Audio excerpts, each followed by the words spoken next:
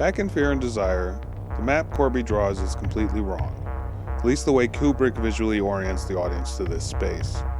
He says it's east of them, but if the map is any indication, then the direction they head afterwards is west. But they come to the river anyway?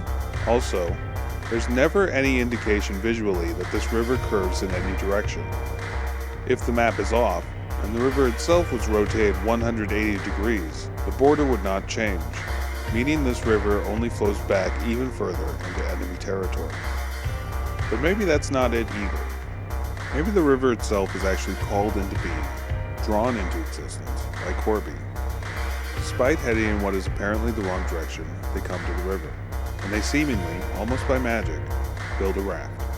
I mean, where did they get that rope? And did they just find those logs that are all the same size and shape? But doesn't Corby call this into being as well? Is that your idea? Go down the river? Yes. But how? How can we get down it?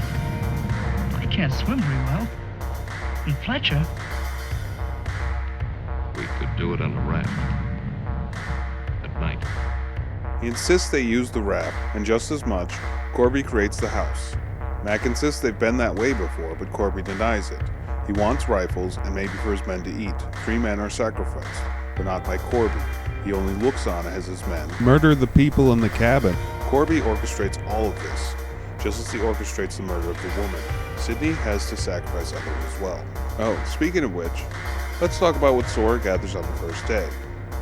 2 logs, 1 rope, and 1 cloth. Just looking at that list brings something to my mind. Execution by firing squad. Maybe it has something to do with my interaction with those grammar Nazis. The logs, which are not the right size for your raft, stacked on top of each other to be the tree or the pole you tie your victim to. The rope is what you tie them with, and the cloth is the blindfold.